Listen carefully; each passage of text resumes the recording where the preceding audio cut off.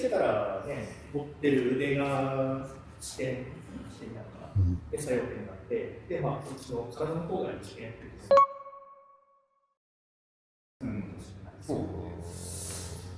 ああ、なるほどね。ああ、そう考えればそうやね。で、ちょっと、広く全体として見れば、そうかなって、そういうところの視点に気づく持ってっていうような視点なんでしょうか。力点がその確かにそう言われればそうだな。ここが視点で作用点で俺の体が力点っていうところだよな。そうするとなんかいわゆるシーソーのあれになるんじゃないかな。で、なるほどね。それは意識したことなかった。そう言われると持論が崩れる。手こですって言うんだけど。いや、これも手こです。触れてる以上はまあ触れないと何かしら影響を及ぼせないので、まあそれをしているし、空中でハーって投げれるんだったらまたね、視点はでもこれはどこ力点どこ力点が分かりづらいっていうところはありますか。これも視点がここなんだろうけど、でももうこれあんまりそこを意識しててもできねえから。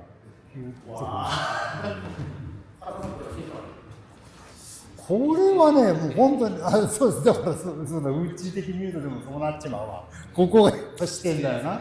ここが視点で作用点でできてんだよね。ここが動いてそっちがこういうことになるから。内理論で言われると全部手こになっちまうな。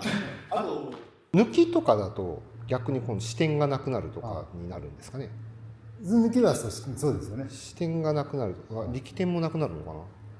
全部なくなっちゃう。例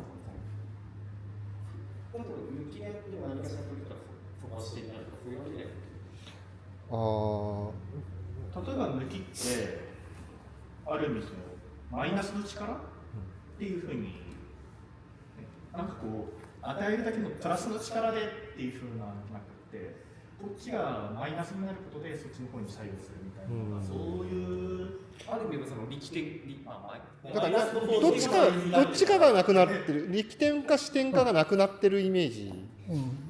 ここ視点ですよね。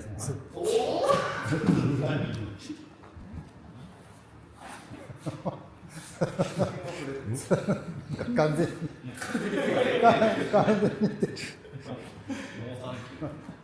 これだとこ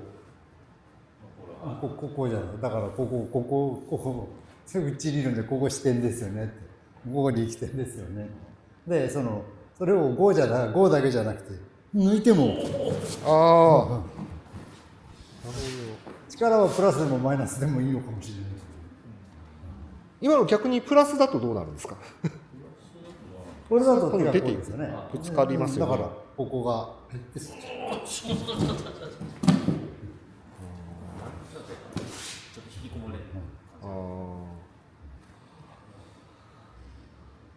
わかんない。わかりませんね。わかりませんね。一生懸命反論を探してる。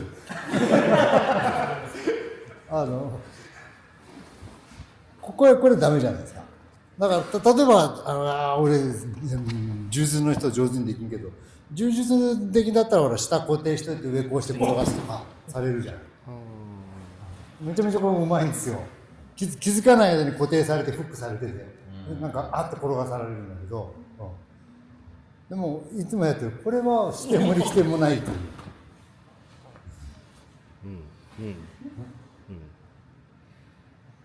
ただです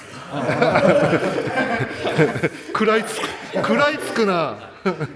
人間が立っている以上、これで僕の視点がある意味できてるっていう、で何かしらの力を加えられると何かしらの反応があるっていう、力点作用点っていう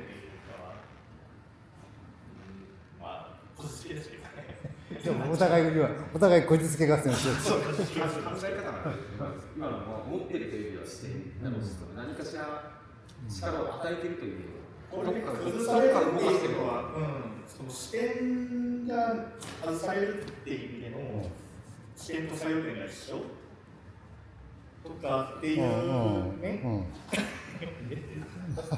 まあこれだと力が有効に作用しないからこう視点ちょっと作ってこれでよいしょってひっくり返すと、まあ、充実的かな。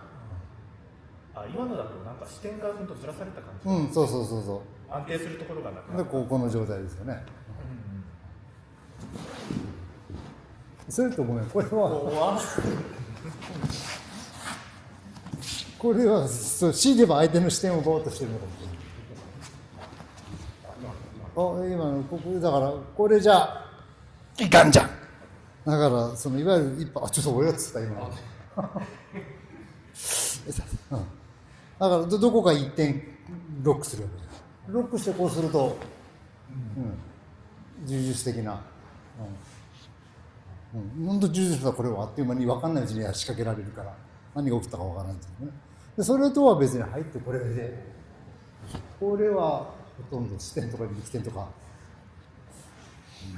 むしろない感じですよね、視点も力点も。そうです、どっちかっていうとそういうのをなくしてしまいたいみたいな感じで、そこまで来ると何ですかね、どういうふうに表現するかのそうね。違いっちゃ違いなんですかね。いやこれ使い物だって言われるかもしれないし、いかがですか。